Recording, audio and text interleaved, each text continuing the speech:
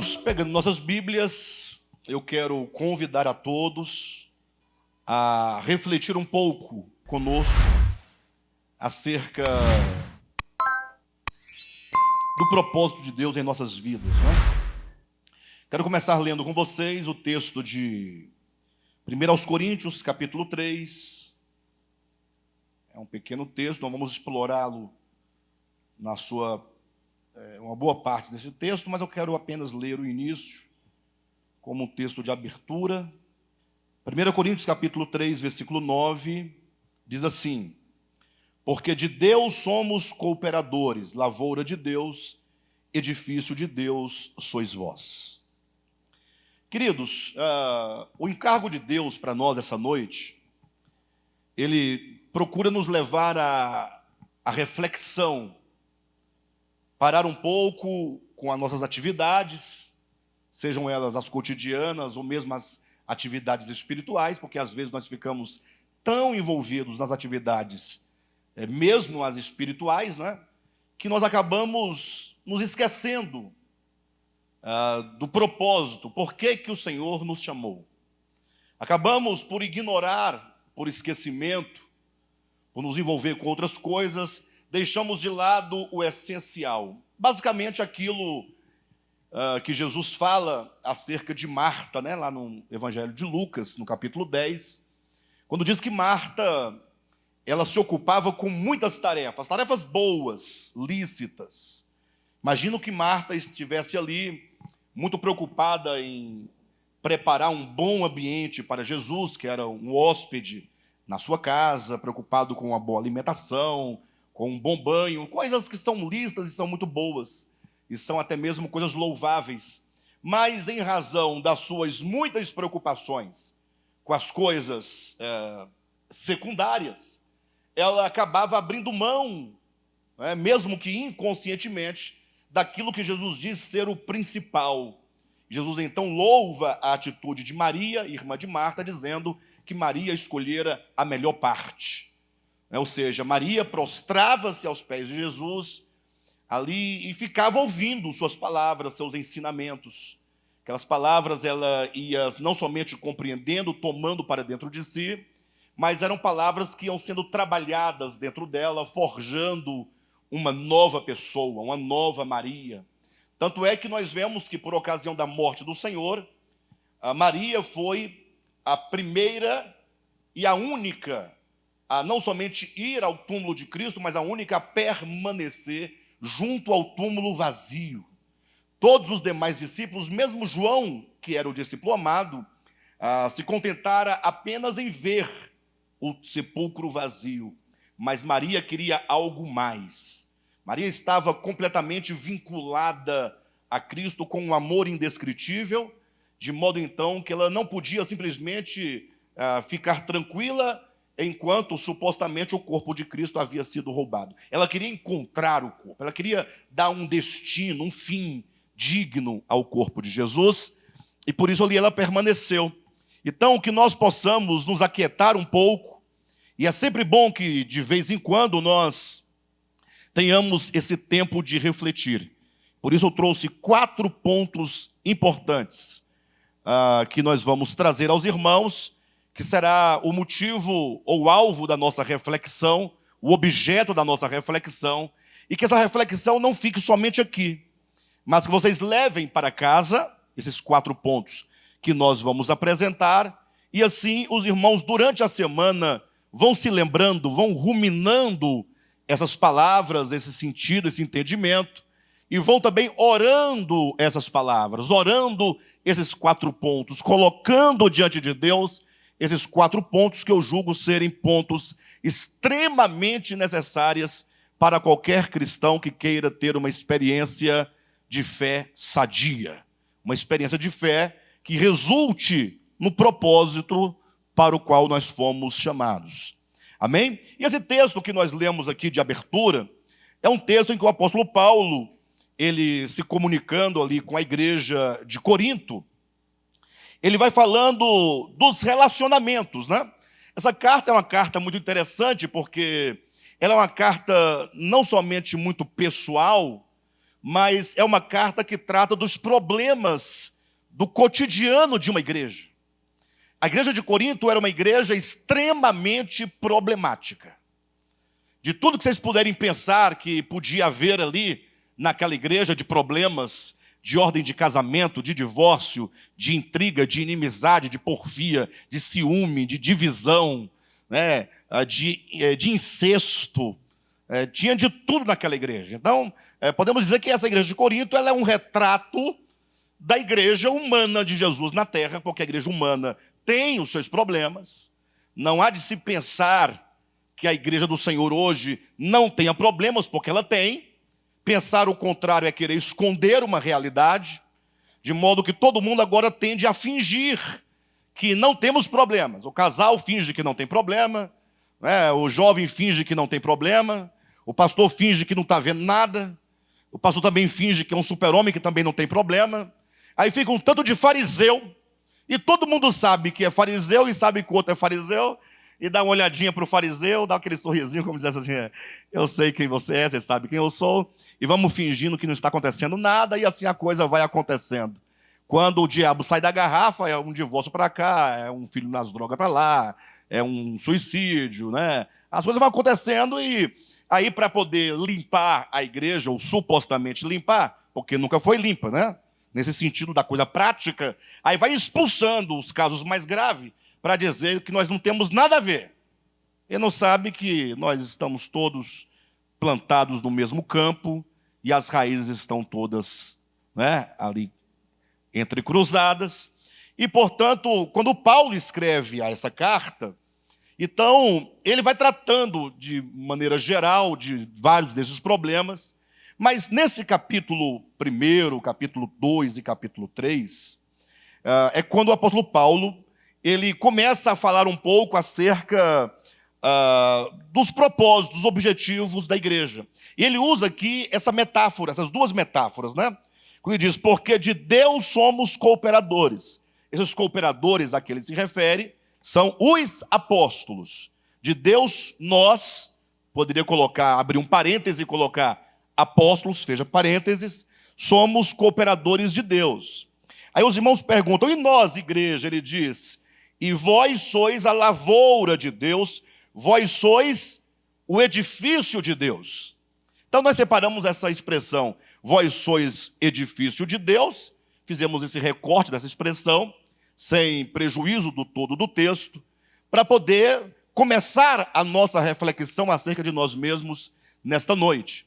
Interessante que essa expressão edifício de Deus, embora não tenha sido Paulo, né, quem a cunhou, me parece que Paulo deve ter encontrado essa referência, essa ideia metafórica, simbólica da edificação, talvez desde o Antigo Testamento, a ideia de edificar um templo para Deus, quando Deus pede a Moisés, né, construa-me um tabernáculo para que eu possa habitar no meio de vocês, ou talvez das palavras do próprio Jesus, quando diz que eu edificarei a minha igreja, então ele fala de edificar.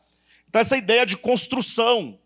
Então, quando nós começamos a pensar sobre nós, igreja, nós chamados, nós logo tomamos essa metáfora para entender aquilo que Deus requer e espera de cada um de nós. Se nós olharmos a Bíblia como um todo, o que nós vamos observar? A Escritura começa falando sobre a obra de Deus enquanto a obra de criação. Deus cria o homem como cria todas as coisas, Gênesis capítulo 1 e capítulo 2. Então a história da Bíblia de Deus com os homens começa com a obra de criação. A obra de Deus é uma obra de criação. Nós somos criados. Então, está de bom tamanho, né? Mas a Bíblia, ela se encerra, ela fecha o seu cano falando de uma obra, que é a obra de Deus, uma obra de edificação, que é a edificação da Nova Jerusalém, que não deve ser absolutamente entendida como uma cidade física, uma cidade literal, mas como é próprio do Apocalipse, trata-se de uma cidade simbólica.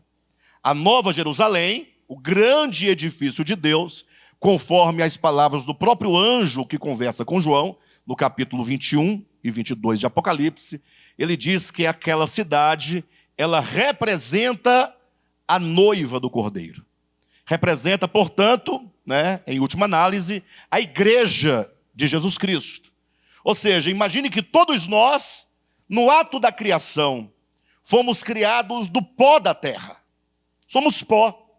Mas que agora o Senhor, Ele traz a nós o seu evangelho, a palavra de Deus quanto à revelação de Deus por meio de Jesus é a nós anunciada, Cristo é pregado, Cristo é anunciado, quanto à sua encarnação, seu viver humano, sua morte, sua ressurreição, sua ascensão, sua entronização, sua exaltação, sua segunda vinda, e agora nós somos chamados a comermos essa palavra, sermos nutridos por essa palavra, no sentido de que essa palavra agora vai sendo constituída de tal modo em nós, que nós entramos dentro de um processo de edificação.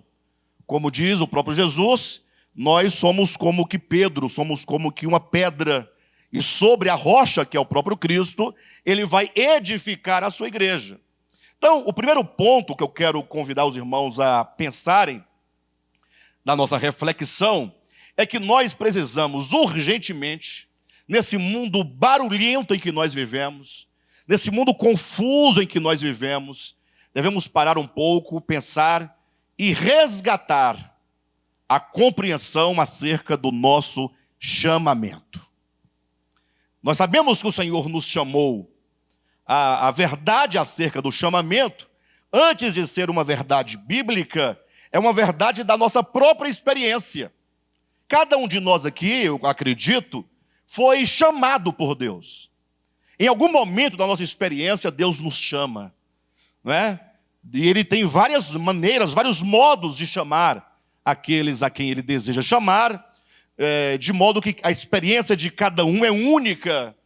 Mas o fato é que quando o Senhor nos chama, conforme Romanos, capítulo 8, versículo 28, Ele nos chama segundo o seu propósito. E hoje nós vemos claramente que a igreja do Senhor, eu falo de maneira geral, não de maneira específica, porque isso é muito sensível, né? Mas quando se olha de modo geral, observa que os crentes já não têm mais ideia do que o porquê que eles são cristãos. Problema da cultura, problema da tradição, problema dos costumes. Ou seja, você se acostumou tanto a ser crente no seu país, a maioria é cristão, não é? Seja católico ou seja evangélico, seus pais, um pai pastor, avô pastor, e etc., aquela história de crente, e você está na igreja há muitos anos, mas você perdeu em algum momento a razão por que o Senhor te chamou. Por isso, vamos às vezes levando uma vida de igreja, sabe, assim, uma vida meramente tradicional, crentes por cultura. Eu sou crente, eu sou evangélico, conhece um texto aqui, conhece outro texto lá, vai na igreja, em vez em quando, leva um dinheirinho para o pastor, coitado, tem que pagar o aluguel, pagar as contas, aí canta uns hinos, os hinos são bacanas, né? Os irmãos cantam, as meninas que cantam o beck, né? Que maravilha, divide as vozes divididas, um louvor bonito, uma guitarra bem tocada, tocou até um reggae hoje, né? Aquele que fala da semente, e eu vou editar o meu comportamento. É tudo bonito, né? Músicas bonitas, pessoas bonitas, alegria, domingo, né? Poxa, que maravilha. Mas nos esquecemos que você foi chamado por Deus para um propósito específico. Deus não nos chamou simplesmente para virmos aqui, simplesmente para cantar alguns hinos. Tudo isso é muito importante, tudo isso é devido, mas nós devemos instrumentalizar todas essas coisas para o propósito para o qual nós fomos chamados. E o texto que nós lemos sugere que o Senhor está construindo uma grande habitação, uma habitação coletiva. Isso é importante falar essa palavra. Porque é importante frisar que é uma edificação coletiva. Deus quer habitar, né? Deus habita o homem, habita os crentes, habitam os santos, né? Fazendo aqui a devida distinção entre o estar presente do Cristo em todas as coisas, do habitar. O habitar é algo que requer relacionamento. Ou seja, Deus, ele está em tudo e em todas as coisas, porque não pode ser que ele não esteja, porque ele é onipresente. Alguém que pensa que Deus não está em tudo, é porque não pensou na onipresença divina. Mas quando diz de habitar, é mais ou menos aquela ideia, quando diz assim, eis que eu estou à porta e bato. Se alguém ouvir a minha voz e abrir a porta, eu entrarei em sua casa e cearei com ele e ele comigo. Ou seja, está proposto que Cristo seja recebido. Ele estar em mim, porque não tem como deixar de estar, porque eu sou finito, eu sou criatura, eu habito nele, eu me movo nele, eu existo nele. Não tem como. Só que ele nos chama a um relacionamento. Assim, olha, se você abrir a porta do seu coração e chamar Cristo para entrar, ele quer estabelecer ali uma mesa de comunhão, uma mesa de relacionamento. E então, quando nós assim fazemos, sabemos que ele habita, portanto, o homem que o convida individualmente. Ninguém pode negar isso. Mas a Escritura nos chama a atenção para o fato de que o Cristo de Deus está edificando uma habitação coletiva. Essa é a ideia. A pessoa diz, não, mas é porque eu sou a habitação de Deus. Amém, glória a Deus por isso. Mas você sabia que Deus tem um supremo propósito? E esse supremo propósito que inclui, com exclusividade, os eleitos e predestinados. Somos chamados para constituir uma grande e coletiva habitação, que é chamada no Apocalipse, simbolicamente, de a Nova Jerusalém. É a edificação da igreja. Ou seja, nós temos que resgatar isso.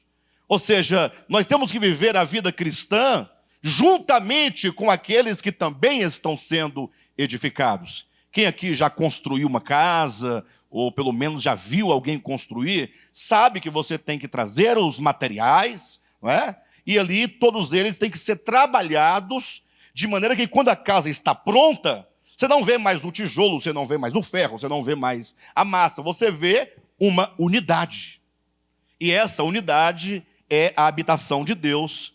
Conforme o próprio Cristo disse, eu edificarei a minha igreja. Paulo diz em Efésios capítulo 2, versículo 20, edificados sobre o fundamento dos apóstolos e profetas, sendo o próprio Cristo a pedra angular. E ele diz, e todos vós estão sendo edificados, essa casa espiritual, para a habitação de Deus no Espírito.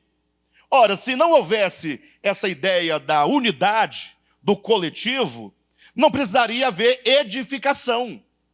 Não é possível que haja edificação de uma única pessoa sem a outra, porque a edificação, ela pressupõe o coletivo que vai formar uma grande unidade. Então vejam que, antes de tudo, nós precisamos resgatar a compreensão acerca do nosso chamamento. Se isso não acontecer, nós vamos saber um pouco de Deus, um pouco de Cristo, um pouco da verdade, e aí nós vamos simplesmente viver a nossa vida individual e a nossa vida egoísta. Eu estou vivendo a minha vida na minha casa, não é? Sou uma pessoa boa, amo a Deus, amo todo mundo, faço tudo possível, mas essa pessoa não atentou para o fato de que nós precisamos de ser edificados juntamente. E todos vós, juntamente, estáis sendo edificados uma habitação de Deus para a sua habitação no Espírito. Então, esse é o primeiro ponto que eu quero que os irmãos reflitam. Será que nós estamos vivendo a nossa vida cristã com a compreensão e com o compromisso e com a responsabilidade de que nós fomos chamados para sermos edificados? Será que nós estamos caminhando nesta direção dessa grande edificação dessa casa de Deus? Ou será que a igreja se tornou meramente um clube social? É verdade, a igreja tem algum aspecto de social, óbvio. Somos seres humanos. Mas existe um propósito supremo. Não houvesse esse supremo propósito, você poderia estar em qualquer outro clube. Um clube de futebol, né? Um clube de uma sociedade qualquer, um clube de amigos, né? Um clube de convivência, e não especificamente ou necessariamente a igreja. Então a igreja, somente ela cumpre esse papel dessa edificação, desse supremo propósito de Deus, que é a edificação de uma casa para si. Ou seja, Deus quer nos edificar e essa edificação passa pelo coletivo. Então é preciso sairmos da inércia. Essa é a grande questão. Ou seja, cada dia você se lembrar, Deus me chamou. Sim, Deus me escolheu, né? Primeiramente Ele nos escolheu. E então Ele nos predestinou. E aí então Ele nos chamou. Essa é a ideia. Romanos capítulo 8, versículo 29. O Senhor, Ele nos ama eletivamente, Ele nos elege, Ele nos predestina, e então Ele nos chama, e diz que nós somos chamados segundo o seu propósito.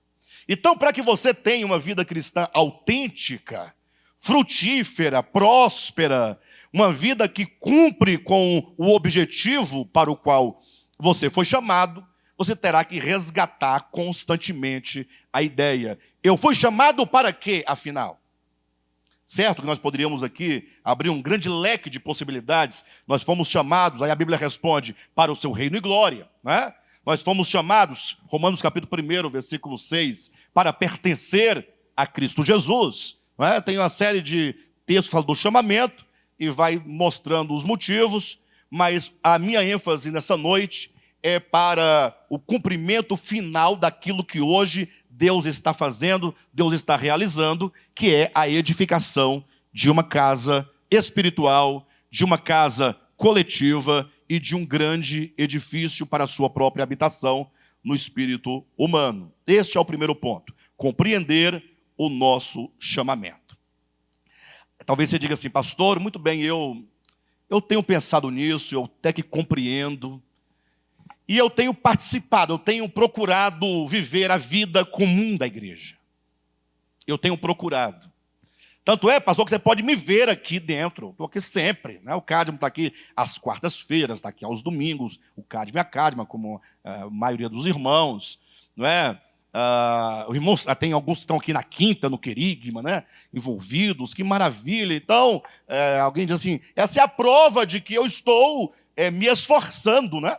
Eu estou me esforçando, eu compreendo que há um propósito, por isso eu estou unido neste grupo que eu elegi, que Deus me mostrou, e eu achei que aqui deveria ser o lugar onde eu coletivamente pudesse desenvolver a minha salvação em vistas a esse supremo propósito de Deus. Entretanto, e aqui vai um puxão de orelha em todos nós. Vou tirar o nós, vou colocar em todos vós. Vocês vão entender o porquê. Porque uma vez que você entende que Deus tem um propósito, puxa, e esse propósito é um propósito de uma edificação, de um grande edifício. É certo que para se construir um grande edifício, tem que haver um arquiteto. Sim ou não? Tem que haver um arquiteto que vai desenhar, né? Desenhar o desenho, né? Toda a tipologia daquela casa, daquele edifício. Você vai precisar também de desenhar a planta da casa, a planta do edifício. Ou seja, se tem um edifício sendo construído, tem que ter uma planta. Você não pode chegar lá e começar a colocar o tijolo onde você quiser, cavar a profundidade que você acha que é suficiente e vai colocando. Não. Tem que ter uma planta, tem que ter o desenho. Se você olhar, do ponto de vista que estamos colocando nessa metáfora, quando Deus lá no Horebe fala com Moisés, ele diz, olha Moisés, vocês me farão um santuário para que eu possa habitar no meio de vocês. Moisés, Senhor, um santuário, legal. Deixa com nós que nós somos aqui, nós somos excelentes construtores. Deus falou, não, calma. vocês deverão construir o tabernáculo segundo o modelo. E é dito então que Deus mostrou o modelo do tabernáculo para Moisés. E esse modelo é descrito em todas as suas minúcias. Até os pregos que fixariam dentro do tabernáculo as cortinas, as madeiras, tinha o tamanho e tinha o material certo. O tecido que era usado para fazer ali o véu era um tecido específico. A madeira, uma madeira específica. O tamanho, as medidas, né? Os desenhos, tudo foi entregue, como que dissesse, olha, não adianta você simplesmente entender que você está sendo edificado dentro de um grande edifício. Você precisa conhecer a planta da casa. Você precisa conhecer, no caso, o fundamento, né? Como que essa edificação acontece. Porque essa edificação, nós vamos perceber daqui a pouco, ela passa por nós. Nós também ajudamos ativamente no processo da edificação dessa habitação. A grande questão é, como que essa casa é construída? Como que esse edifício é construído? Qual é o desenho? Qual é a planta? Não é? Leia comigo ainda 1 Coríntios capítulo 3, vamos ver aqui os versículos 10 e 11. Nós vemos o 9, né? Porque de Deus somos cooperadores, lavoura de Deus, edifício de Deus sois vós. O versículo 10 diz, segundo a graça de Deus que me foi dada, lancei o quê? O fundamento como prudente construtor, e outro edifica sobre ele. Porém, cada um veja como edifica. Porque ninguém pode lançar outro fundamento além do que foi posto, o qual é Cristo Jesus. Ou seja, Paulo diz, olha, usando a metáfora do edifício, ele diz, o fundamento está lançado e agora vocês vão edificar sobre este fundamento. Se nós não conhecermos a planta, nós poderemos até fazer muitas coisas para Deus. Coisas até boas, né?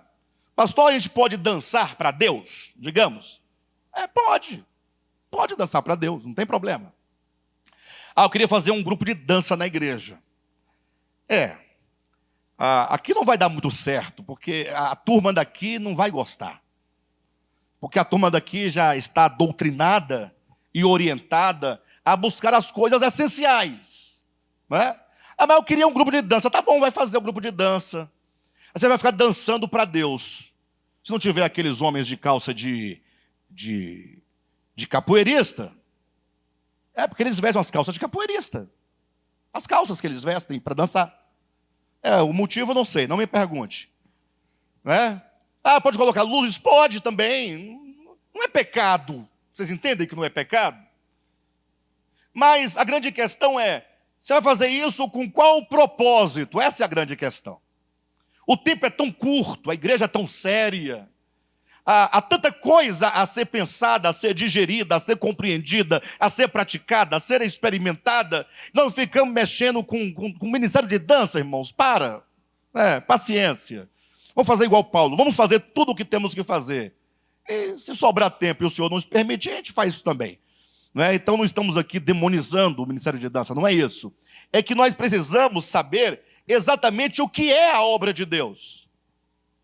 Porque daí nós vamos ficar inventando na igreja um tanto de coisas, vamos nos envolver com um tanto de coisas, o nosso tempo será usurpado, vamos ser explorados, escravizados, quanto à nossa força, o nosso entusiasmo, a nossa energia, o nosso tempo, com uma coisa que não é a obra de Deus, não é a edificação do templo de Deus.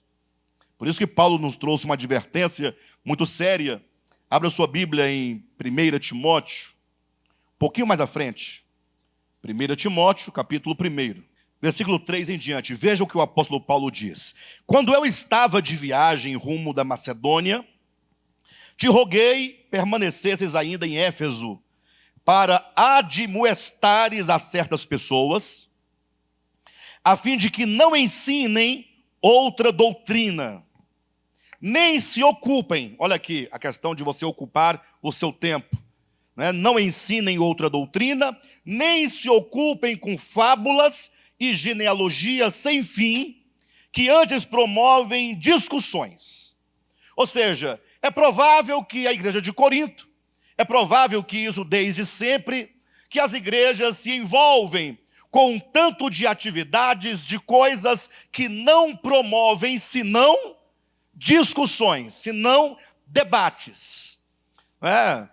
Quem aqui já foi de igreja, já foi crente, sabe do que eu estou dizendo, que às vezes a gente fica envolvido em negócios, em departamentos, em presidências, né? E vice-presidências, e mesmo suplência, e aquela coisa toda, e uma briga, uma luta enorme para poder dar conta daquele ano, cada um querendo fazer um serviço melhor do que o anterior, né? E é uma luta, e faz uniforme, e aí tem que, não pode comprar, tem que comprar aquele, todo mundo uniformizado, cantando, aí quando vem a outra presidência do ano que vem, não, tem que ser um novo uniforme, porque não vai pegar o uniforme anterior, porque não dá, porque ela criticou muito o uniforme anterior, aí é uniforme para cá, uniforme para lá, aí faz e acontece aquela festa todinha. Então, isso só dá debate, discussão, discórdia, dissensão, coisas que não promovem, né? Não promovem. Não que não possamos fazer qualquer coisa nesse sentido, mas Paulo diz assim, olha, para você não ocupar o seu tempo, ele vai usar duas expressões, com genealogia sem fim, é aquilo que não tem começo e não tem fim, não acaba nunca, não vai para lugar nenhum. Você descobriu quem é o pai do fulano, sim, e agora? O que acontece? Não, mas é porque o avô dele... Aí você vai arrumar uma conversa para ficar naquela... né? Ou fábulas. Fábula é aquilo que só está no imaginário, que não tem nada de concreto, que nada promove, em que nada resulta. Então Paulo diz que as pessoas não devem estar ocupadas com fábulas de analogias sem fim, que antes promovem discussões do que o serviço de Deus na fé. Essa expressão é importante. Em outras palavras, está dizendo assim, olha, a igreja não deve se ocupar com qualquer coisa que nada promove de importante e que só promove debate e discussão. Antes, a igreja tem que se ocupar com as coisas que promovem qual é a palavra que está aí? Edificação. A edificação, ou que antes promovem o serviço, a palavra serviço é o ministério, é aquilo que está sendo realizado, é a edificação de Deus na fé. Ou seja, existem algumas coisas que promovem essa edificação, que promovem esse serviço, que promove a construção desse edifício espiritual. E para que nós possamos, portanto, fazer exatamente aquilo que deve ser feito, e abrir mão e desprezar, e tirar do nosso meio aquilo que não promove, você terá que saber com exatidão qual é a planta desse templo, qual é a planta dessa casa, qual é a planta desse edifício. Pastor, está aí uma coisa que eu não tinha pensado. Que planta é essa? Né? Cadê essa planta que eu me converti e nunca me apresentaram essa planta? Né? É a planta da igreja, do local de reuniões, vamos construir? Não. É a planta do edifício espiritual. Conhecer, portanto, ou compreender, conhecer essa planta, esse desenho, a sua estrutura, para que nós possamos cooperar para que essa edificação aconteça, é conhecer a vontade de Deus segundo revelada nas Escrituras. Eu vou dar um exemplo para vocês, muito prático. Pensem comigo, e aqui vai o puxão de orelha que eu disse que daria aos irmãos. Nós temos ali um livro escrito, intitulado Nascidamente. Irmãos, este é o livro do século, tá? Este aí é o livro do século. Com toda singeleza, porque quem escreveu não tem a habilidade de um escritor profissional, escreveu na marra, escreveu porque tem que escrever, tem que deixar um legado, não pode deixar só nas palavras, tem que ter alguma coisa para tomar. Mas o fato é que esse livro, ele consta de pelo menos 8 temas que são essenciais para você compreender a sua edificação. A edificação da igreja.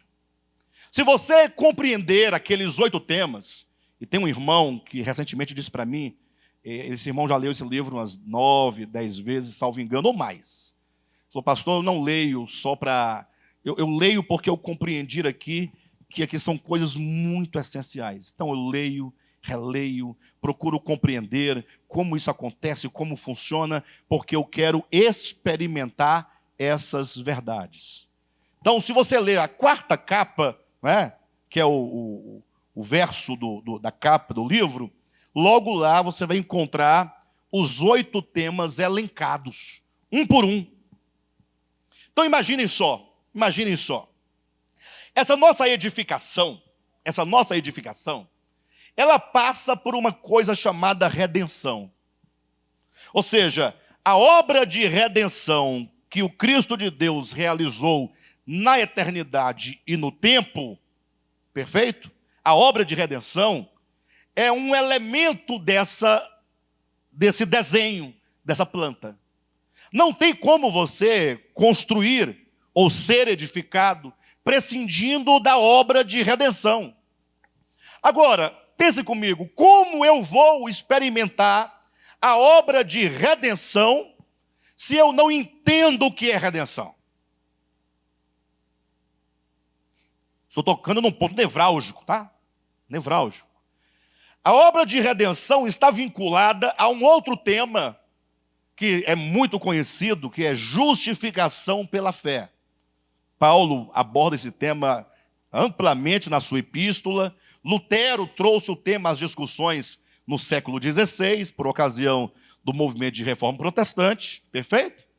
Daí esse tema tem sido alvo de grandes debates, de grandes discussões, de modo que eu acredito que todo crente já deve ter ouvido falar em justificação pela fé. Mas se você perguntar para qualquer um deles, presta atenção, hein? Para qualquer, então está aberto o desafio.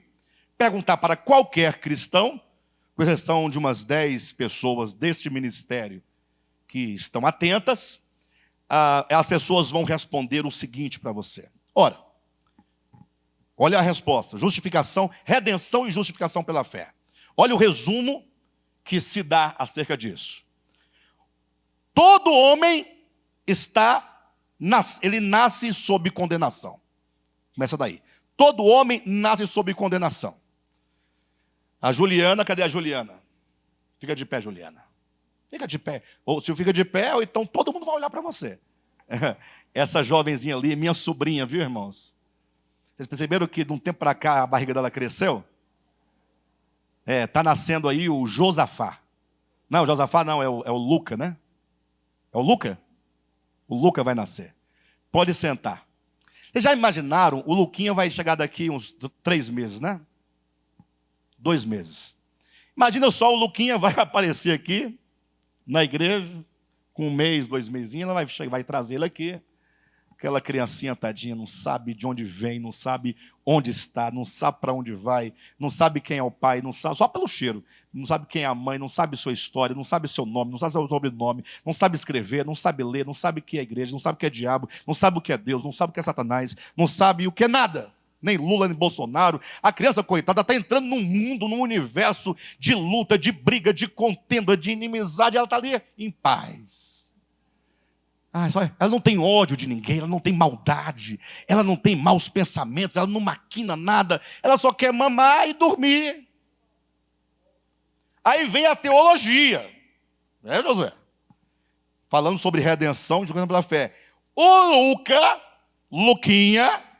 Luquinha, essa criaturinha que veio ao mundo, acabou de nascer, está sob condenação. Você não desconfia disso? Eu confesso que eu fiquei muito tempo sem desconfiar. Para mim era tudo normal. Está condenado e acabou. Por quê? Porque eu era um teólogo.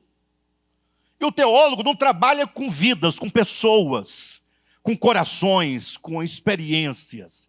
teólogo trabalha com papel e caneta e enciclopédia e antropologia, história, dentro de... e dicionário, dentro de um escritório fechado com ar-condicionado, cafezinho, água gelada. Ele está ali para desenhar o que ele quiser, falar o que ele quiser, de quem ele quiser, como ele quiser. E no final ele lança o livro, todo mundo compra e ele fica rico. Mas uma hora você tem que parar e pensar, poxa, não tem uma coisa errada? O Luquinha está condenado. Coitada da criança, nasceu condenada aos infernos, ao lago de fogo, não tem outra condenação. Então você desenha o lago de fogo com demônio, com fogo, com garfo, com enxofre, fumaceiro, tudo lá. Luquinha, infelizmente não tem outro caminho para você. É para lá que você tem que ir, que você deve ir. Não tem jeito. Vocês não... Alguma coisa que não está certa aqui nessa conversa. Por quê? O curioso pergunta, né? Porque Adão pecou, acabou. Quem nasce de Adão, já nasceu. Pastor, mas isso não está na Bíblia? Não, está lá. Porque por um só homem entrou o pecado no mundo, e pelo pecado a morte, de modo que todos pecaram, e assim todos morrem, né? É só você ler o texto com atenção. O que o texto está dizendo é que o pecado, ele entrou no mundo por um homem. E agora o pecado se torna parte de todos os homens que vêm ao mundo. Mas deixa o Luquinha pelo menos começar a pecar. Espera. Ele vai crescer. Como Jesus já nasceu, ele não é Jesus. Quando ele começar a ver as coisas com mais... Ele vai começar a pecar. Mas deixa ele começar primeiro, gente. Não é? Então, vão explicar a justificação. Redenção e justificação começa por aqui. Nasceu condenado, acabou. E agora? E agora que não tem jeito. Não tem jeito. Essa condenação é a seguinte: desde que o homem, Adão, o primeiro, pecou, desgraçou todo mundo, Deus está com raiva de todo mundo, Deus está irado com todo mundo, não há nada que se possa fazer. E a ira dele vai ser derramada sobre todos. Ponto, acabou. Não existe saída. Aí agora, parou por aí? Não, calma. A teologia continua. Deus, num dado momento, decidiu enviar o seu filho ao mundo. Porque Deus agora entrou numa vibe de compaixão. O Deus raivoso falou, não, calma. Ei, respira, eu sou compassivo. E, portanto, eu decidi, porque eu amo, eu vou perdoar o homem. Tá bom? Vou perdoar. Mas sob algumas condições. Primeiro que a dívida eu não posso perdoar. Eu perdoo desde que alguém pague a dívida no lugar desse povo. E aí então vem o Filho de Deus, que é sem pecado, sem culpa, e agora ele vem à terra e Deus vai agora derramar sobre o seu Filho toda a sua fúria, a sua raiva.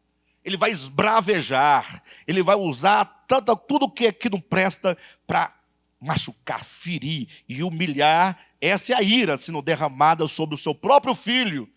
E ainda vou usar o texto de Isaías 53 para dizer que Deus, ele encontrou prazer na morte do Filho. O Filho aqui está acabando e o Pai, agora eu sinto alívio.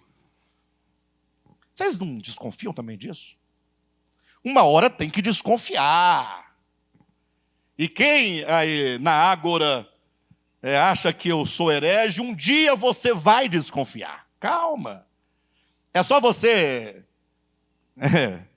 crescer um pouquinho mais, você vai perceber.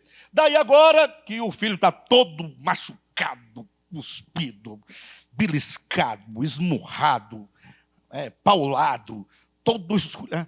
Aí agora, agora a primeira etapa passou. Agora eu posso perdoar. Mas as condições continuam. A quem eu vou perdoar? A quem? Aí surgem dois grupos. Um grupo diz, aquele que aceita o sacrifício de Jesus. E se não aceitar? Não posso perdoar. Não. Aí você vai ter que pagar a sua própria dívida. Aí ele não pagou? Não, ele pagou, mas não pagou. Está pago, mas se você não aceitar, você paga de novo. Entendeu? E se você aceitar, está pago desde que você faça um tanto de coisas. Dê o dízimo, vá à igreja, não beba, não fume, não dance. Porque se for à igreja, se aceitar, mas fizer, não vai. Não pode também. Tem as condições. Aí o outro grupo fala, não, está tudo errado. Não. Ele perdoa somente aqueles a quem ele elegeu. Ele elegeu 15 pessoas, essas 15 estão perdoadas. E os outros vão tudo para o lago de fogo, porque eu não dou a minha graça a qualquer um. E eu dou a quem eu quiser, tá? Me respeita. Seu barro, eu sou soberano, você é criatura, não discute comigo. Você é lago de fogo direto, sem conversa, não existe. Ah, não tem chance. É assim, essa é a ideia. Entenderam? Agora, estes que aceitaram, presta atenção, esses que aceitaram, ou esses que eles são eleitos, que também tem que aceitar, porque só é eleito se aceitar, né? Se não aceitar, não aceitou porque não é eleito. É a dobra de sempre, né? Aí o fulano é eleito? Não, eu não sei. Vamos esperar. Se ele aceitar nossa religião, nossa fé, é eleito. E se não aceitar? Não é eleito. Mas vocês entenderam a ideia? Hã? É trevoso. Mas e onde é que entra a justificação pela fé? Bem, esses que aceitaram, eleitos ou não eleitos, não importa. Eles falam assim, agora que nós acreditamos no sacrifício de Jesus, por nós, Ele nos perdoou, estamos perdoados. Só uma perguntinha aqui. Estamos perdoados? De quais pecados? Todos? Do passado e do presente? E do futuro? Está perdoado? Então, está tudo bem? E por que estão insistindo com um povo que não pode fazer, tem que pegar, tem que ir, senão vai acontecer e tal? Veja que a conversa não cola, não fecha, né? Não fecha. Daí, nós os que acreditamos, não é nem os que temos fé, nós os que acreditamos, porque a palavra que nós aprendemos é os que creem, os que acreditam, agora Deus vai justificá-los. Justificação por meio da fé. Você acredita? Acredito. Então, o que é justificação pela fé? Eu declaro você justo. Pronto, está justificado. Beleza, pessoal? Dá um glória aí. Aí vamos cantar um hino de justificação. Estou justificado. Sim, mas e agora? Eu estou justificado, a Bíblia está justificado pela fé, eu creio, pronto, estou justificado. Aí você para um pouquinho e fala, irmãos, em nome de Jesus, o que é ser justificado? Não, porque no dicionário tal, do grego, não sei quem disse, que é declarar alguém justo. Não perguntei o que é justificação. É ser justificado. Eu posso dar 2 exemplos para vocês entenderem o que é o problema linguístico? Posso? Olhem para mim. Pensemos em dois homens, 2 pessoas, assassinos em potencial e na prática, altamente assassinos, cometeram vários crimes, estupros e etc. Pessoas perigosíssimas, foram presas, foram julgadas pelo juiz, e cada um pegou 30 anos de cadeia. Pensaram nisso? Foram para a cadeia e vão pagar os 30. Não tem jeito de sair antes, não. 1/6 da pena, não. É 30 anos. Ao cabo de 30 anos, eles saem. Os 2 saem. Eu pergunto, ambos pagaram as penas? Está pago? Se está pago, ele não deve nada à lei. Sim ou não? Está pago? Está pago. Só que um deles, na prisão, ele refletiu, ele ponderou, ele cresceu, mudou sua mente, mudou sua visão, mudou sua consciência, mudou seu coração, e ele sai de lá uma outra pessoa, agora totalmente incapaz de cometer os mesmos crimes. Perfeito? O outro não, ele vai sair do mesmo jeito ou pior. Aí nós aqui usamos uma palavra, para se referir àquele que conseguiu uma mudança de mente na cadeia. Nós dizemos: o fulano se redimiu. Sim ou não? Não é a palavra que nós usamos? Mas o outro se redimiu? Mas ele não deve nada. Concorda que ele não deve nada? Porque ele pagou a pena. Só que ele, em potencial, é o mesmo. Então, ele pode não dever, mas ele não está redimido. Sim ou não? Por que na vida prática, normal, ninguém acha isso estranho? Falar: o fulano não está redimido. Não, o fulano se redimiu. É tudo normal, não tem teologia para criar contenda aqui nessa questão. Mas na teologia está lá o indivíduo que se diz redimido e se diz justificado. Mas ele nem é justo e nem está redimido. Porque ele continua com os mesmos problemas de ordem de pecado, do coração e da consciência. Continua mal, continua perverso, continua avaro, continua invejoso, continua criando divisão, discórdia, contenda, inimizade, impureza. Ele não mudou. E aí passa toda a sua vida dizendo: eu estou justificado porque eu acredito. E eu estou redimido. Você pergunta assim: mas como, se você é uma carga torta? Ele vai dizer: não, Jesus fez por mim. Ele fez. E eu acredito que ele fez e está feito. E quanto a mim, paciência. Um dia ele me transforma, quem sabe, vai mudar. Mas eu sou redimido e sou justificado. Não dá para desconfiar, não, dessa justificação e dessa redenção? Não, para um pouco e pensa. Reflita. Pastor, então você não acredita na redenção de Cristo? Mas é o que eu mais acredito. E é o que eu estou pregando todo dia. Você não acredita que o homem é justificado por meio da fé? Sim. A palavra justificado, justificação, justificar, vem de uma palavra a priori. Justiça. Sim ou não? A primeira palavra que vem a justificação é justiça. Na ordem. Justiça. Depois, justificação. E o que é justiça? Me respondam. Se eu perguntar para cada um o que é justiça, cada um vai dizer uma coisa diferente. Perfeito? Cada um vai dizer. E ainda aquele que se apoia sobre uma lei, né, uma constituição, fala: nós temos uma regra, nós temos uma lei, nós temos uma constituição. E justiça, portanto, é a aplicação dessas leis. Mas e o outro país, que também tem a sua constituição, mas é diferente das dessa? Então, justiça não pode se apoiar num código. Porque os códigos, não somente eles mudam no eixo do próprio tempo, sim ou não? Como ele muda de nação para nação. Você pega uma Constituição do Brasil e compara com a Constituição dos Estados Unidos, compara com a Constituição da Venezuela, com a Constituição, enfim, do Iraque, de Cuba. São leis, são feitas. Então, justiça não pode ser aquilo que está de acordo com uma Constituição, porque é relativo. A justiça não pode ser relativa. O que a Bíblia diz que é justiça? Isso é para eu entender o que é justificação. Quem está me entendendo? Primeiro eu tenho que saber o que é justiça, depois justificação, depois justificado por fé. Justiça, no conceito bíblico, é Deus. Deus é a justiça. Como assim?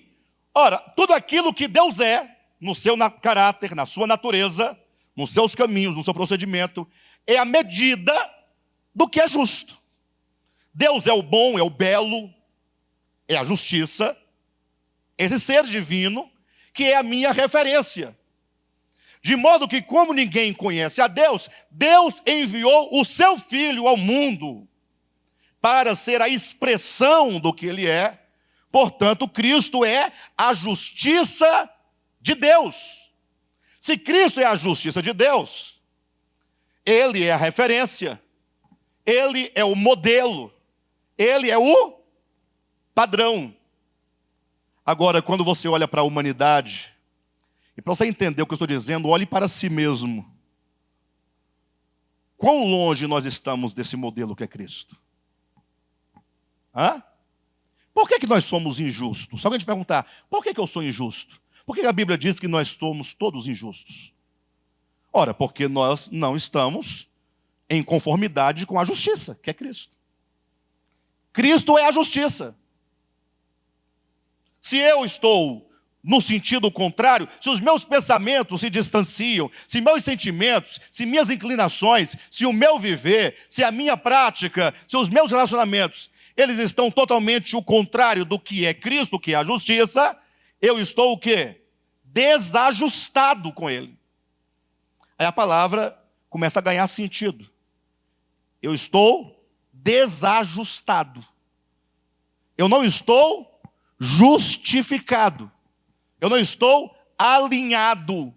Eu não estou harmonizado com o Cristo de Deus, que é a justiça de Deus. Para o homem, então, ser justificado, ele precisa ser o quê? Alinhado. Justificar. Até no seu próprio computador, quando você vai escrever que as linhas saem uma maior do que a outra, você fala assim, eu preciso deixar as linhas tudo juntinha, tudo retinha, tudo no mesmo padrãozinho. Aí você, não, vai lá em justificar. Não é assim ou não é? Não tem essa palavrinha lá? Não, justifica o texto. Você pode justificar o texto, ele ficar todo desalinhado, você fala, não, eu declaro o texto justificado. Não, mas as linhas têm uma desse tamanho, outra desse tamanho, uma foi, não tem nem margem. Não, mas eu declaro justificar. Faz sentido para você? Pastor, Deus não nos declara justo? Não, Ele nos declara justo nos justificando. Porque seria um grande engodo você chamar alguém de justo, declarar o justo, se ele não é justo. Mas aí a teologia, buscando textos bíblicos, vai dizer, pastor, calma, você está louco, você não está entendendo nada, você pirou de vez. Calma, porque eu passei minha vida inteira pregando o que você prega. Então eu não estou doido, eu sei o que eu estou falando. Porque o que você pensa ser, eu preguei 1 milhão de vezes ou mais. Qual que é a ideia que a teologia traz? Não, Cristo, porque você acredita nele, é a sua justiça. Você não está justificado nesse sentido que o Alexandre está dizendo. Mas Cristo se torna, Deus veste você com Cristo e está tudo resolvido. Deus olha, não vê você, Ele vê Cristo. Essa é a resposta. Quem já ouviu isso? E agora? E agora que Deus está jogando consigo mesmo. Por quê? Por que Deus não justifica o homem? Por que Deus não alinha o homem? Por que Deus não endireita o homem? Por que Deus não salva o coração do homem? Na verdade, Ele disse desde sempre no Antigo Testamento, eu vos darei um coração de carne, eu vou imprimir minhas leis na tua mente, no teu coração. Ele disse isso. É os teólogos que não querem saber dessa coisa e fala, ainda que você esteja desajustado, basta você estar vestido. Dentro está tudo errado, fora está tudo bonito. Acho que é uma versão do sepulcro caiado. É uma nova versão. Pastor, mas você não crê na justificação por fé? Creio. Pelo contrário, eu creio de fato que Deus, quando enviou o seu Filho ao mundo para morrer na cruz do Calvário, Deus, por meio da obra de redenção, Ele quer justificar a todos os seus filhos. E justificar é trazer a consciência do homem que crer, o coração do homem e ser ajustado, justificado nessa matriz canônica da justiça que é Cristo. Então Ele quer mudar a sua mente, mudar o seu coração, para que você seja justificado. Por isso que em 2 Coríntios capítulo 5, versículo 21, diz que Cristo, Ele realizou a obra de redenção para que nós fôssemos feitos justiça de Deus. De modo que agora não é só mais Cristo que é a justiça, agora todos os justificados são feitos justiça de Deus. Porque você foi justificado. Você foi alinhado, você agora pensa, anda, você vive, você se relaciona segundo o Espírito da justiça, que é o próprio Cristo. Você está alinhado com a justiça, você está justificado. Alguém fala, mas como pode então esse homem ser justificado? Paulo diz, você nunca conseguirá ser ajustado por obras da lei. Por quê? Porque as obras da lei, elas falseiam a realidade. Como é que a obra da lei faz? O camarada que guarda as obras da lei, ele pode ser mau no coração, perverso, a lei está fora dele, a lei diz, olha, no sábado você não trabalha, viu? Lembra do dia do sábado lembra do dia do sábado para o santificar, 6 dias trabalharás, fará tal, tal, tal. Aí você, guardador da lei, fica no sábado assim, ó, cantando, né? Aguardo o dia. Guardador da lei. Só que essa prática externa não é capaz de justificar. Vocês entendem por que Paulo diz que o homem não é justificado por obras da lei? Ou seja, a lei não tem o poder de alinhar o coração, de alinhar a consciência, não tem o poder de mudar o homem, poxa, é isso que ele está dizendo. Ou seja, enquanto o homem é praticante de obras externas, ele é tem apenas uma aparência de bondade, uma aparência de justiça, mas de fato ele não é justo. Paulo diz, nunca o homem conseguirá ser justificado por obras da lei, porque a lei é insuficiente, a lei é incapaz. Então o apóstolo Paulo, como o homem pode ser justificado, alinhado, equilibrado com Deus, nessa matriz da justiça, como é que ele pode de fato estar em harmonia com o Cristo, justiça de Deus? Ele fala, somente a fé é capaz de alinhar o homem nessa linha da justiça que é o Cristo de Deus.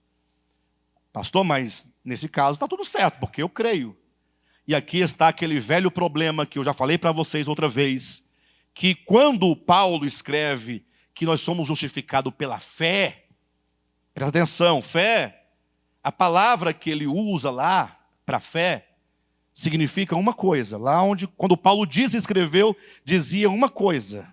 Guarda isso aí, eu não vou entrar nos méritos não, das palavras não, para não confundir vocês. Quando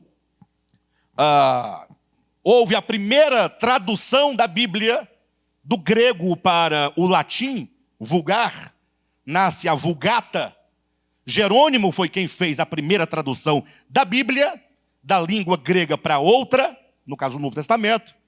Aí quando Jerônimo chega, justificados por meio da fé, quando fala todo aquele que tem fé em Jesus é salvo, toda vez que tinha a palavra fé, ou o ato de ter fé, lá no grego, chegava aqui no latim, não tinha uma palavra correspondente ao ato de ter fé.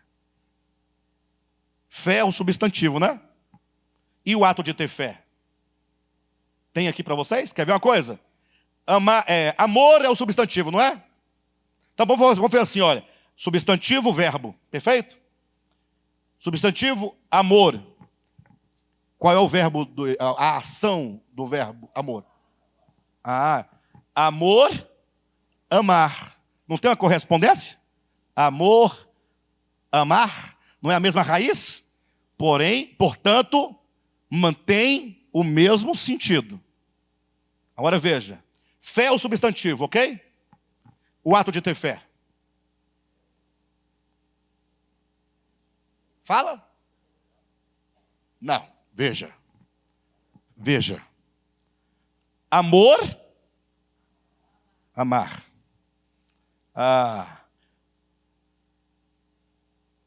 Não, fala outra aí, me ajuda aí. Ódio. Tá vendo? Mantém a raiz. Mantém a raiz. Ódio, odiar. Muda só o finalzinho ali. Perfeito ou não? Fé. Não tem. Como a nossa língua é neta do latim, é porque no latim não tem. No latim é fides. Qual é o verbo para fides? Não, fidelidade é substantivo. Qual é o verbo para fides? Como não tem, o que no grego tem? Pistes, que é fé, pistil, o ato de ter fé. Como no latim não tem, do grego para o latim, chegava no ato de ter fé, já não olhou, não tem. Aí o que ele fez? Eu vou colocar uma palavra próxima. Credere, que vem o crer. Só que credere e fides são duas coisas distantes e diferentes do latim. Porque o fides, do latim, ou fé em português, traz a ideia de fidelidade, de fidelizar. Quem tem fé, fideliza-se à coisa em que ele tem fé. Crer é um ato vago. É um ato vago. Os crentes creem em Jesus, mas a única coisa que eles não querem para a vida é Jesus. Eles querem a salvação de Jesus, as bênçãos de Jesus, os milagres de Jesus, a cura de Jesus, a cruz de Jesus para salvá-lo, a salvação de Jesus, o céu de Jesus, mas eles não querem o sofrimento de Jesus. E ainda cantam a música, a mensagem da cruz, como é que é? Sim, eu amo a mensagem da cruz, até morrer eu a vou proclamar, levarei eu também a minha cruz. Aí diz, não, minha cruz é minha mulher, minha cruz é meu cunhado, minha cruz é minha sogra. A sua cruz é a sua quenose, é o seu esvaziamento. Os crentes não querem se esvaziar. Fala de maneira geral. Crente quer dinheiro e poder. Eu não estou falando dos crentes, não. Estou falando de nós, todo mundo. É uma história de cristianismo. É dinheiro e poder. E quando o dinheiro e o poder acabar, vamos para o céu. Andar nas ruas de ouro. Agora, esvaziamento, quenoses, a igreja, durante 1000 anos, matou milhares e milhares de pessoas crucificadas, queimadas, empaladas. A igreja não quer morrer, ela quer matar. Vem a reforma, aí Lutero, a vítima, não. Começa a matar também. Quem não acredita igual ele acredita, ele manda matar semelhantemente. O movimento de reforma foi uma grande guerra política por espaço e por poder. Sabiam não? Leiam Max Weber. Vocês vão ter uma ideia da história, como ela aconteceu. Até a ideia de eleição e predestinação, que hoje, que é uma doutrina bíblica, né? Foi trazida no início com aquele viés ideológico, político, étnico, né? Pessoal, vamos embora fugir daqui, da Inglaterra, porque o rei Carlos estava vindo para matar todo mundo, o segundo, né? Vindo com o exército, nós temos que cair fora. Mas nós fugirmos porque nós matamos, fica ruim, não fica? Não, nós estamos como o povo de Israel, vamos fazer o nosso êxodo. E vamos para onde? Para a boa terra de Canaã, que é a América. E quem vem com a gente? Os eleitos predestinados. Se você não vem, você não é eleito. E lá na América instaura em nome da verdade, em nome da eleição, em nome da predestinação, o capitalismo. O braço direito, a alavanca do capitalismo é o protestantismo. Para quem não sabe. Quem está entendendo? Então, crer, atenção, crer é uma coisa vaga. Crer é acreditar. Você colocar lá no Google, tradutor, credere, acreditar. E nós acreditamos em muitas coisas, inclusive que o Brasil vai mudar a partir de outubro do ano que vem, ou desse ano. A partir de janeiro do próximo ano vai mudar. Porque o seu candidato vai ganhar, você acredita nisso. Você acredita em tudo, tem crente que acredita. Deixa para lá. Se tem coisa que a igreja acredita, é coisa que não existe, coisa sem futuro. A vida todinha acreditando, e ele sabe que é tudo conversa fiada, ele está fingindo o que está acontecendo, e ele sabe que nada está acontecendo. Ele sabe. Ah, para, pelo amor de Deus, gente. Ah, você acha que você está achando que está acontecendo alguma coisa? Não está acontecendo nada. Você sabe que não está acontecendo. Mas é porque o circo está... nós nascemos no circo, né? Palhacinho do pequenininho, andando nas cordas, jogando faca, baralho, mágica, tudo encenação. Aí a pessoa entendeu que justificado por fé é justificado quando eu acredito. E justificado não é quando eu acredito. Eu sou justificado quando eu sou alinhado, quando eu sou justificado, quando eu sou colocado na matriz da justiça que é Cristo. E para que isso aconteça somente por meio da fé. A fé, um atributo do espírito humano, um atributo divino, de Deus dentro do homem, que é uma força, uma potência capaz de fidelizar o seu coração ao crucificado. Aí você é ajustado. Só a fé, e só quando tem fé, você entra nessa matriz e se conforma a essa justiça e, portanto, se pode dizer justificado. A fé, ela tem o poder de trazer o homem para esse lugar. As obras, ela falseia. Você sabe quanto tempo nós vivemos por obras. Ah, irmã Silvia, você já foi das obras da lei, não já? Lá daquela região. Pois é. Era verdadeiro o que acontecia? Você fazia, te mandavam, estamos ali. Mas mudou alguma coisa aqui dentro? Não mudou. Não mudou. Tanto é que aqueles que são declaradamente da lei, eles só são capazes de amar se a suma da lei é o amor, se você for um deles. No dia que você sai de lá, eles passam a te odiar. Mas não é da lei? Mas a lei não dá aparência. Nós somos da lei, guardadores da lei, seguidores da lei, amantes da lei. Parece que é bonito, mas não justifica o homem. Cria uma aparência de justiça. Só aparência.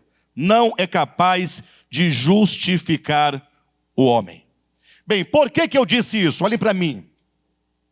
Eu disse porque como nós vamos participar da grande edificação, se nós não entendemos o que é redenção, não entendemos o que é justificação. Vamos ficar quanto tempo desajustados? Vamos ficar quanto tempo não justificados, dizendo que somos?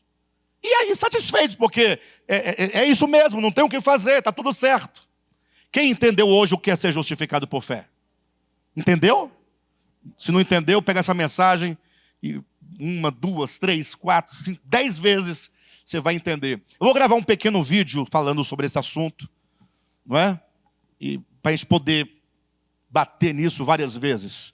Bem, isso que eu disse está na Escritura. O homem é justificado por meio da fé. A questão é você entender o que é ser justificado e o que é fé. Porque se nós não entendemos, não conhecemos a planta. Por isso que tem um tanto de gente, continuo batendo na questão, que estão aguardando o anticristo chegar. Estão ou não estão? Será que ele já veio? Será que ele já nasceu? Quando ele nascer, vai nascer aonde? Uns dizem que é na Grécia, outros generalizam, é europeu. Uns falam, não, vai ser um papa. Uns falam, não, é o Macron. Macron ganhou hoje, né? Macron ganhou hoje. Na França, viu, pastor? Ganhou. Vai que agora ele se manifesta, né? Não é o Putin? Tem muito anticristo, é verdade. Vai ver a genealogia dele. Então, estão aguardando ele chegar. E Paulo já dizia no primeiro século que o espírito do anticristo já está agindo desde o início do mundo. Estamos aguardando aquele que já está nos selando. Então, eu estou dizendo que para nós podermos contribuir nessa edificação, que é o segundo ponto, e vou ter que parar por aqui, acontece que nós temos que conhecer, portanto, a planta do edifício. Temos que saber o que é o pecado, temos que saber o que é redenção. Temos que saber o que é justificação pela fé. Temos que saber o que é o selamento do Espírito Santo. Temos que saber o que é o selamento da besta. Temos que saber o que é o anticristo. Temos que saber o que é a segunda vinda de Cristo. Porque quando você compreende essas coisas claramente à luz das Escrituras, e não à luz da teologia, você vai à Escritura e você vai ler. Imagina só uma pessoa que não sabe o que é teologia, nunca sabe, nunca soube. Aí ele pega, começa a ler a Bíblia. Romanos. Quando chegar o homem é justificado por fé, o que ele vai fazer? Ele vai procurar entender o que é justificar. Justiça, justificação, sim ou não? E se ele não for o manual de teologia, ele nunca vai saber o que disseram. Mas ele vai entender o que está escrito no texto, porque está escrito. É simples. A teologia, ela faz um trabalho para te dar trabalho.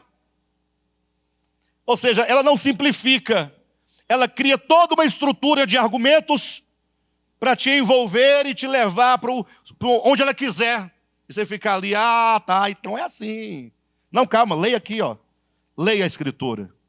Tem um pregador, Caio Fábio, e ele usa uma expressão até interessante. Ele fala assim, olha, quando você ler a Bíblia, leia a Bíblia em carreirinha. Palavras dele. É uma palavra tão simples, né? O que é em carreirinha? Leia. Começa a ler as palavras. Você vai entender. Quem está dificultando? A teologia que está dificultando. Você está entendendo? A teologia dificulta porque ela vai criar um longo caminho e conversa e fundamentos, e disse Anselmo, e disse Lutero, e disse Orígenes, e disse... Aí você fica, rapaz, que coisa fantástica, a escolástica, a patrística, tal. Calma, leia aqui. É só você ler e tudo ficará simples. Então, o livro, Nascidamente, ele traz 8 temas explicadinho para você, simples, dizendo o que é isso e o que é aquilo. E quando você compreende essas verdades bíblicas, que na verdade são verdades orgânicas, que nas Escrituras são apresentadas na forma escrita e pedagógica, aí você agora poderá fazer o quê? Você poderá participar da edificação sabendo o que está fazendo. Hoje, eu falei para vocês sobre compreender o chamamento e falei sobre conhecer a planta do edifício, que significa compreender as verdades divinas, como elas são, o que são. Querem ver uma coisa? Quanto tempo você passou perdendo o seu tempo com os pecados que os homens inventam? Essa semana eu descobri uma coisa, eu não sabia. Que numa congregação aí, não vou falar o nome não, aquela do Brasil, né? É por causa do Brasil. Ela é cristã. É uma congregação e é cristã e está no Brasil.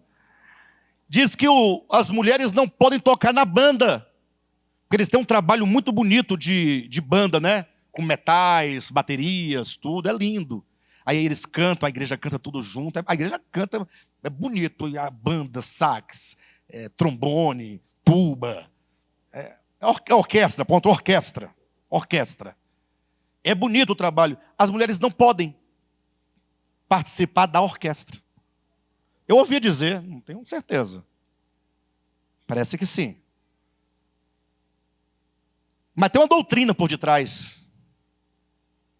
Vocês entendem o que eu estou dizendo? Tem uma doutrina por detrás. Ou seja, você tem que conhecer a doutrina de Deus, como ela é. Porque senão você vai ficar a vida todinha. Eu queria tanto tocar um clarinete, saxofone. Não pode ser mulher. Quem mandou nascer mulher? O problema é seu. Deus não gosta das mulheres. Gosta, né? Mas nem tanto quanto gosta dos homens. Porque os homens podem fazer tudo, mas não podem fazer nada. Permaneçam caladas na igreja. Está escrito na Bíblia? Mas é doutrina? Não. É Paulo se referindo a um costume do seu tempo e da sua época. Simples. Não é doutrina.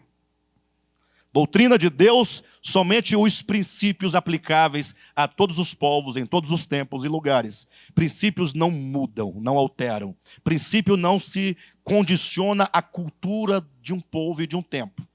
Tudo que passa pelo tempo da cultura é um aplicativo que se respeita, mas não é doutrina de Deus. Então nós temos que conhecer a doutrina de Deus. E o puxão de orelha está onde?